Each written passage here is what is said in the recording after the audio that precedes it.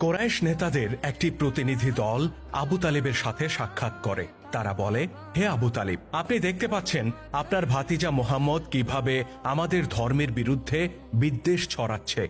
আমরা এ ব্যাপারে আপনার কাছে বহুবার অভিযোগ করেছি, কিন্তু আপনি তার বিরুদ্ধে কোনো ব্যবস্থা গ্রহণ করেননি।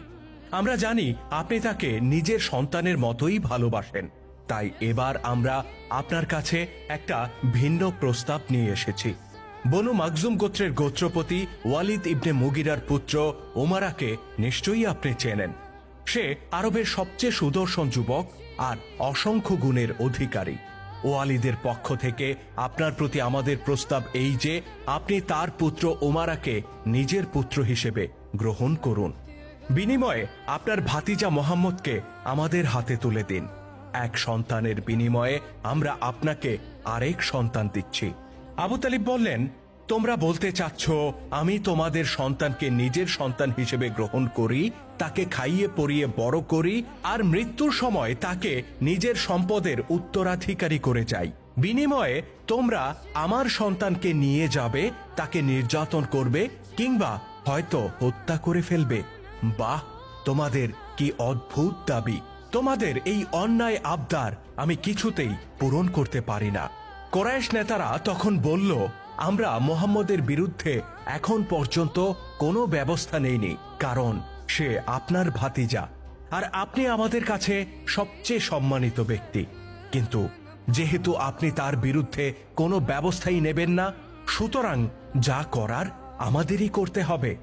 আবু তালিব বললেন, যদি তোমরা তার বিরুদ্ধে কোনো কঠোরতা দেখাও, তবে মনে রেখো আমিও বসে থাকব না।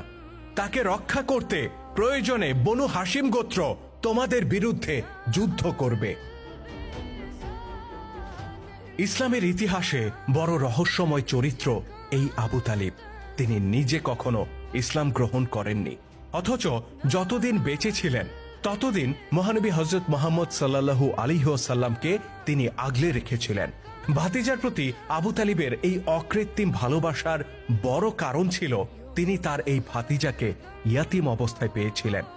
রাসূলুল্লাহর দাদা আব্দুল মুত্তালিব মারা যাবার পর থেকে তিনি তাকে বড় করে তোলেন, স্নেহ মায়া মমতা দিয়ে তাকে আগলে রাখেন। ভাতিজা মোহাম্মদ সবার থেকে আলাদা।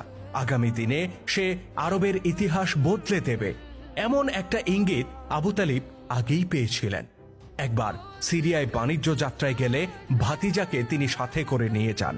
কোরাইশদের যে বাণিজ্য কাফেলার সাথে তারা যাচ্ছিলেন, পথিমধ্যে এক গির্জায় সেই কাফেলাকে আপ্যায়ন করা হয়। এ সময় গির্জার প্রধান পাদ্রী শিশু মুহাম্মদ সাল্লাল্লাহু আলাইহি ওয়াসাল্লামকে কাছে নিয়ে বলেন, হে বালক, কোরাইশদের দেবতা লাত উজ্জার কসম খেয়ে বলছি, আমি তোমাকে যা জিজ্ঞাসা করব তার যথার্থ জবাব দেবে। শিশু মুহাম্মদ সাল্লাল্লাহু আলাইহি সাল্লাম বলেন, আপনি আমাকে লাত উজ্জার নামে কোনো কিছু জিজ্ঞাসা করবেন না। আল্লাহর শপথ, আমি এদেরকে সবচেয়ে বেশি ঘৃণা করি।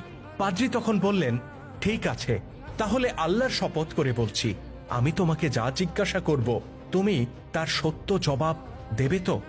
শিশু মুহাম্মদ সাল্লাল্লাহু আলাইহি সাল্লাম বললেন, আপনার যা ইচ্ছা তাই জিজ্ঞাসা করুন। পাদ্রী তখন তাকে বিভিন্ন বিষয়ে জিজ্ঞাসা করতে থাকেন। তার আচার বৈশিষ্ট্য, ভালো লাগা মন্দ লাগা সবকিছু জানার চেষ্টা করেন। অতঃপর তিনি তার পিঠের দিকে তাকালে দুই কাঁধের মধ্যবর্তী স্থানে নবুওয়াতের সিলমোহর দেখতে পান।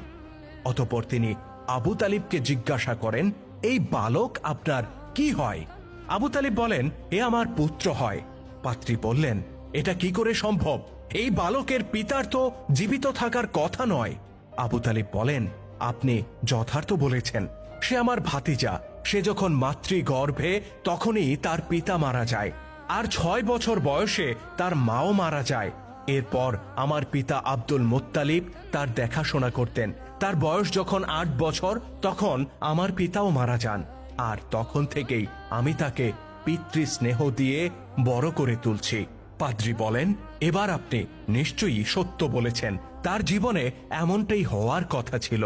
অতঃপর পাদ্রী বলেন আল্লাহ তাকে সেই সব বৈশিষ্ট্য দিয়েছেন যেগুলো আল্লাহ আমাদের নবী রসুলদেরকেও দিয়েছিলেন। বিস্মিত আবু তালিব জিজ্ঞাসা করেন, আমার ভাতিজার ব্যাপারে আপনি কি বোঝাতে চাচ্ছেন? পাদ্রী তখন আবু তালিবকে ইনজিলে বর্ণিত ভবিষ্যৎবাণীগুলো পাঠ করে শোনান এবং নিশ্চিত করে বলেন, এই বালক একদিন নবী হয়ে উঠবে আর সমস্ত মানব জাতির মাঝে সে রহমত ছড়িয়ে দেবে।